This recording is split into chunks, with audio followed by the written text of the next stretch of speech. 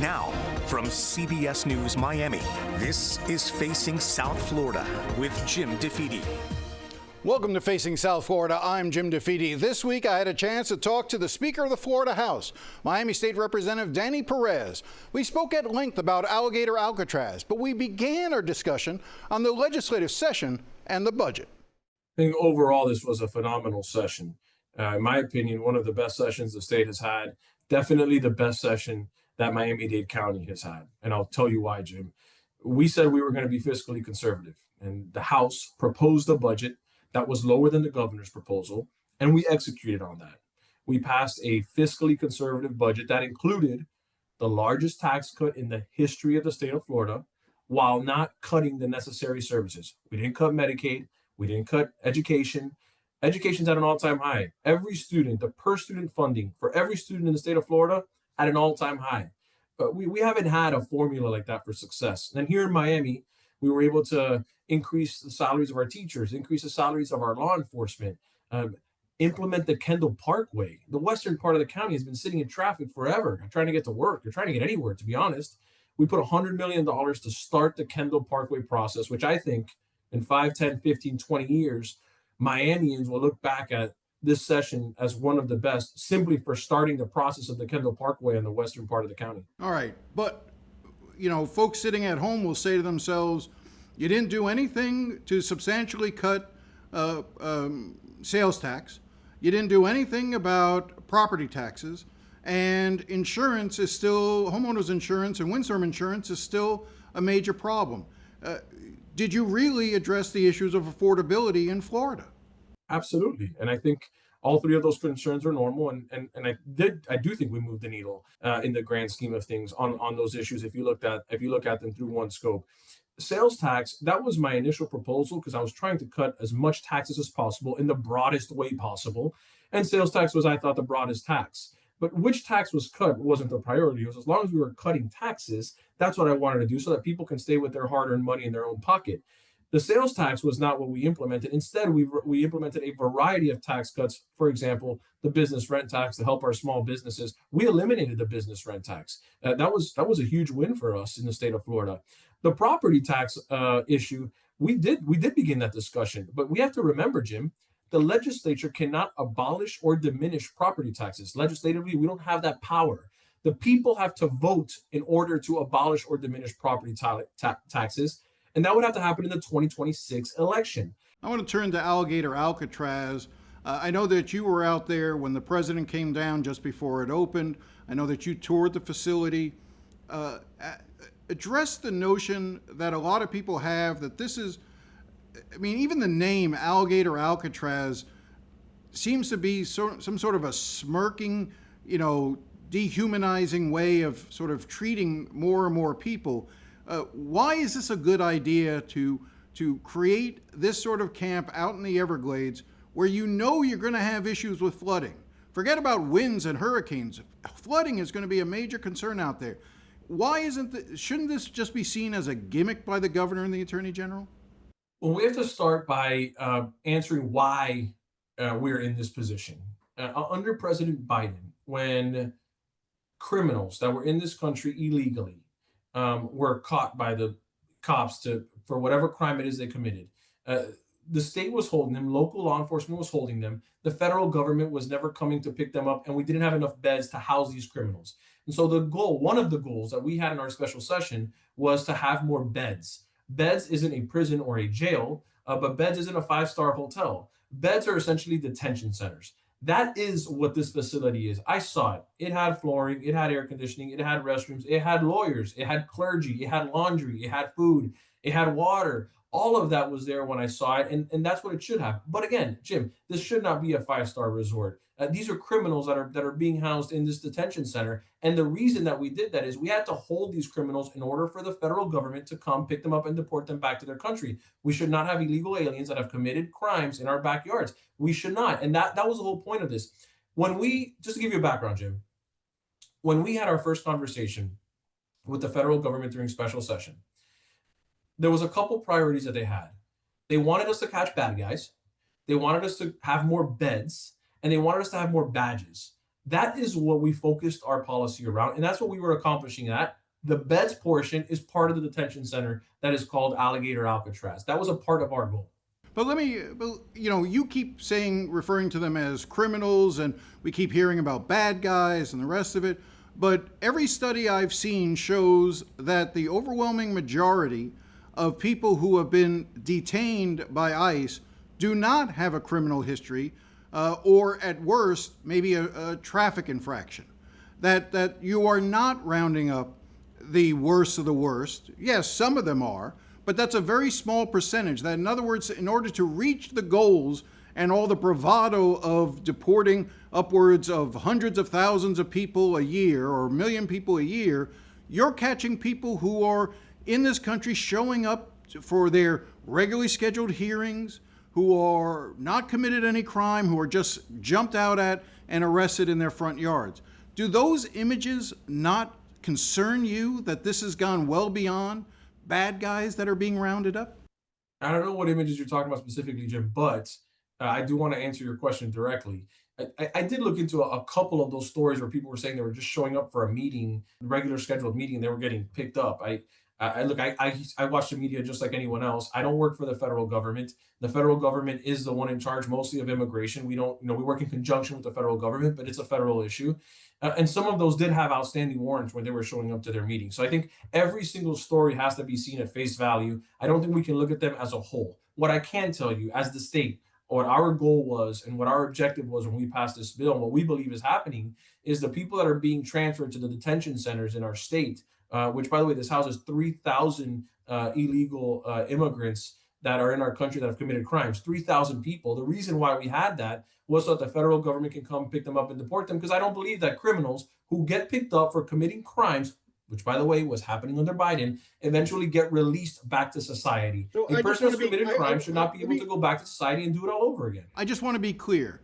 Are you saying that the only people that are going to be brought to Alligator Alcatraz are people who have committed a crime in the United States? And I'm not referring to the crime of entering the country illegally. You're saying that any individual that's transferred to Alligator Alcatraz must have committed a more serious offense after getting into the country illegally. Is that your standard? Here's what I can tell you, Jim.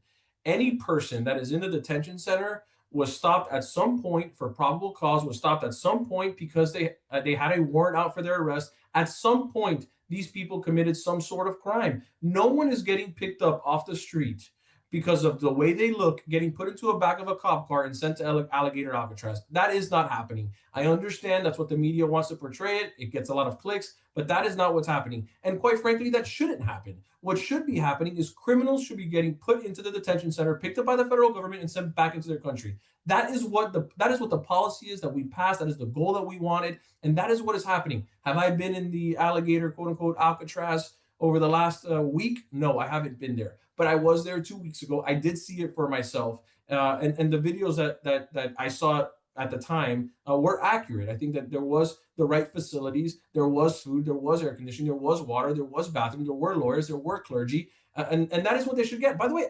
I don't think that everyone should have their own room. These are criminals that are in there. I mean, this is way better than any prison or jail they would have been to if they were an American. I can tell you that. I mean, you understand that this is not a facility that's high up on high ground. Forget about the wind, and even though I find it amazing that officials are saying that this can withstand a Category 2 hurricane, those tents, forget the wind. You and I both know flooding is everything in a hurricane or a tropical storm. Are you confident that this can deal with the flooding that is inevitably going to come this summer? I believe it can, Jim, and if it doesn't, then something has to be done to fix that, to remedy that. I believe it is ready to go. I think it is ready to sustain the Category 2 hurricanes. That is what the experts believe. But Jim, that's not my wheelhouse. My wheelhouse is to make sure that the state passes laws, that it works in conjunction with the federal government, and that we keep illegal aliens who have committed crimes out of our backyards. I mean, that is my job. Anything outside of that is not something that I'm occupied with. But I hear you. I hear the concerns. I mean, they're legitimate. I don't think that you're crazy for saying your concerns about a hurricane or flooding. Those are valid concerns. We believe that we have solved for that. And if we haven't, well, then we can cross that bridge. Would you like to be out there during a hurricane, a Category 2 hurricane? Would you like to go sit out there and ride it out? I haven't committed any crimes, but if I would have committed any crimes and that's where I have to be held before I get deported back to my country because I entered this country illegally, then I should have no other remedy but to have to sit there. I mean, that's the part, Jim. You're asking me as an American citizen who hasn't committed a crimes that should put me in a place like a detention center if I want to be there or not. Well, the other day someone was telling me about a man who committed aggravated assault, and he was in there and he was complaining about the mosquitoes. Well, the man committed aggravated assault with a deadly weapon. I mean, for you to compare a guy like that who's complaining about the mosquitoes, whether legitimate or not, I have no idea, to an American citizen who hasn't committed aggravated assault with a deadly weapon are two completely different conversations. I'm just saying, if you're confident that that facility will be fine in a Category 2 hurricane and dealing with the rising waters and everything else that comes with it, if you're confident that it'll be okay, would you be willing to ride it out there as well? Jim, your hypotheticals are insane. Look, if a facility is safe enough, kind of like our emergency centers, right? They're built to withhold hurricanes of massive wind speed. If I had to be in an emergency center, I would believe that the engineers are putting me there because it is safe enough. If we are putting people into these detention centers and we believe it will withstand a Category 2 hurricane, you're right. It's not a Category 3 or a Category 4 or a Category 5. And in those instances, the state and the federal government would have to make a different decision on what to do with these criminals. But if we believe it's going to hold Category 2 windstorms, I have to have all the faith that it will. There's been a lot of curiosity and speculation as to what your future is. Some people have speculated that you're interested in possibly running for mayor of Miami-Dade County. Does that job interest you? Look, I really don't know what I'm doing next, but right now I'm just focused on being the Speaker of the House, taking care of Miami-Dade County, eventually coming back home, which I haven't been here. It'll be 9 years. I'll be turned out after 9 years of serving the House. Of course, I love Miami, but that's not even on my radar right now. When we come back, we'll get a different perspective from Democratic Congresswoman Debbie Wasserman Schultz. Stay with us.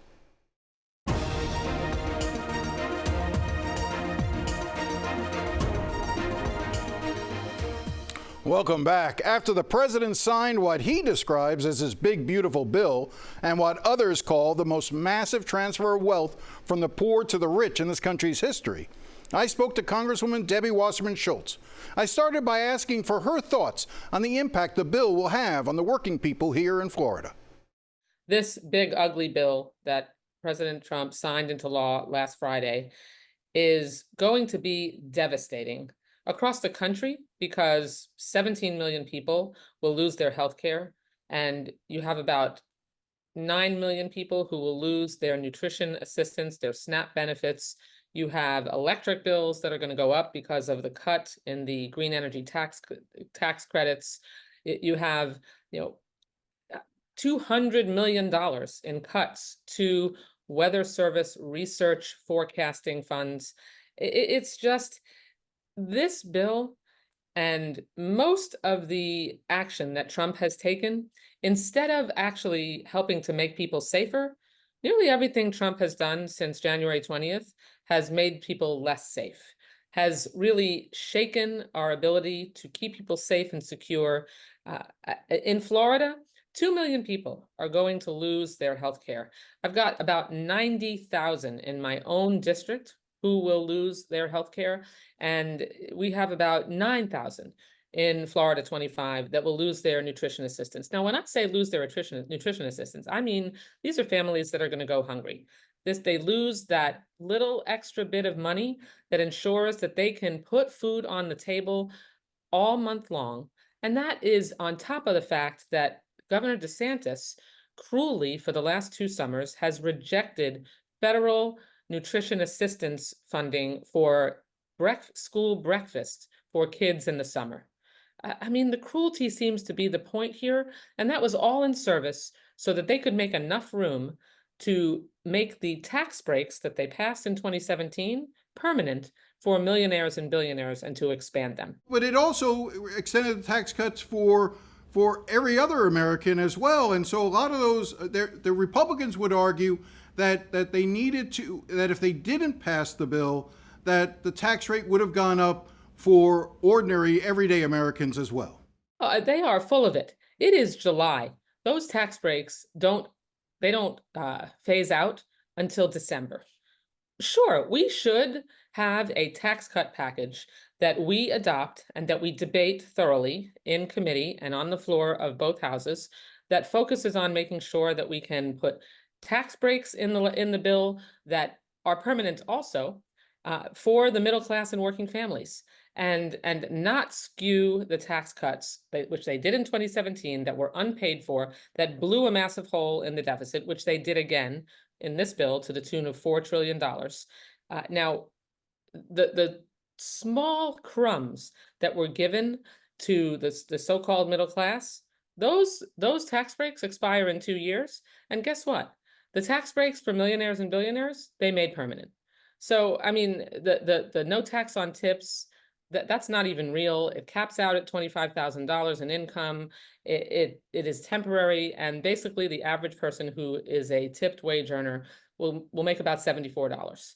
The Social Security, the supposed end to taxes on Social Security benefits, not a tax cut. It's a tax credit. It only applies to a very small band of Social Security beneficiaries, and that ends in 2 years also. So, I mean, they are just lying. They're just making things up. I want to turn to Alligator Alcatraz. We're taping this at the end of the week. I know that on Saturday, this airs on Sunday, but on Saturday you will be visiting Alligator Alcatraz as a result of a planned visit that the state is offering to members of Congress and state representatives who tried previously to go in on their own to visit and were denied entry. Obviously, you can't talk about what you find, but you're going into this somewhat skeptical because you think this is going to be a sanitized version of a real congressional oversight, correct?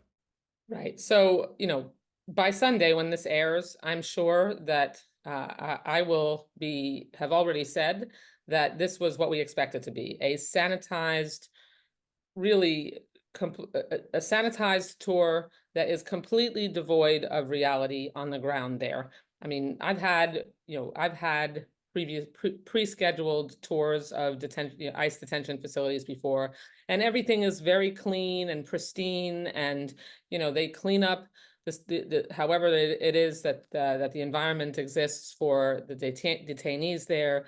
And so we're not expecting to see anything like what we would see if we did an unannounced visit, which we were planning for Saturday morning. And I'm sure the state got wind of it and decided to just throw this last minute sanitized version of a tour together. They're only going to let us in there for an hour and a half. We're certainly going to be insisting as members of Congress that we're entitled to a full-blown unannounced tour. And when we're there, we expect to speak to detainees away from the people who supervise them, because the only way we're going to get a real sense of how they're being treated is by talking to them without anyone being around.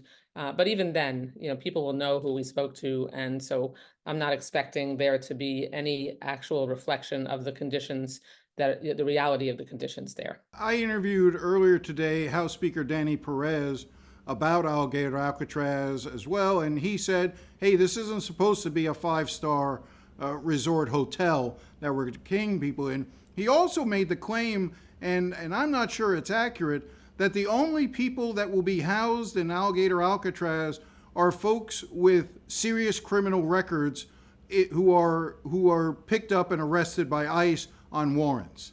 That's not my understanding. Is that your understanding of who will be housed there?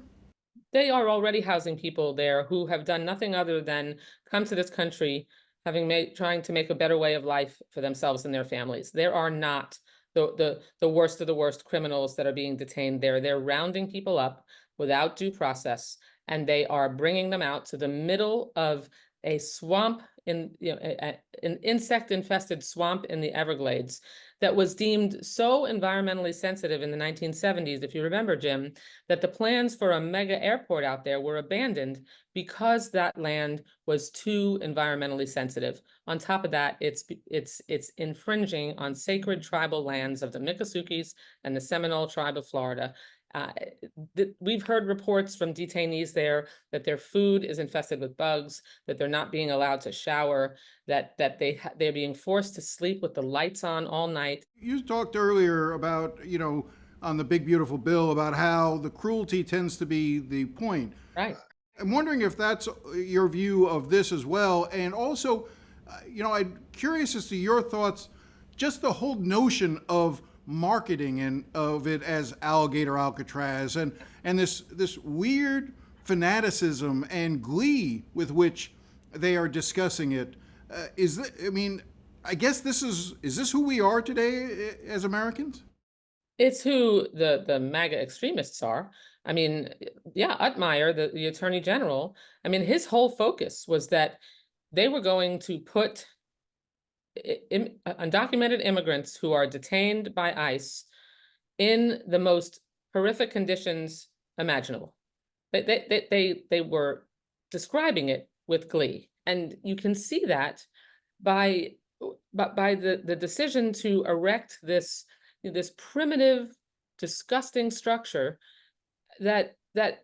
whose only point seems to be to place detainees in an environment that is harmful, painful, and dangerous.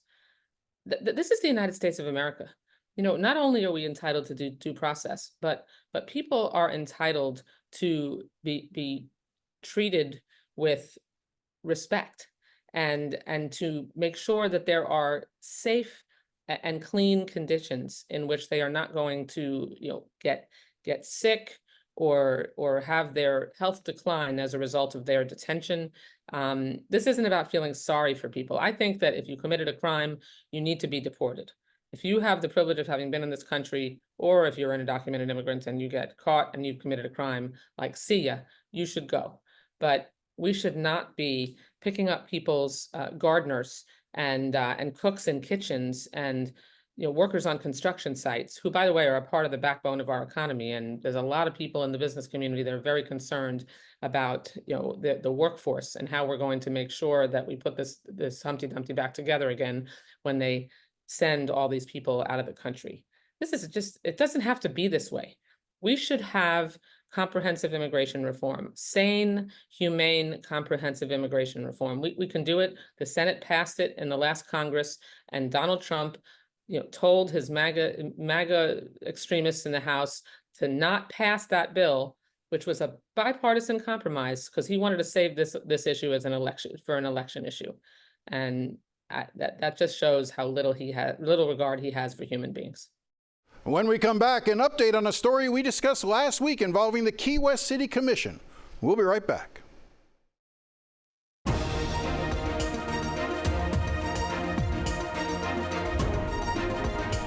Welcome back. Before we go, a quick update on a story we covered last week. After being threatened by the governor and the attorney general that they would be removed from office if they didn't back down and allow ICE to take control of their police department, the Key West City Commission voted to reverse course and sign what is known as a 287G agreement, which goes to show threats and extortion are powerful tools.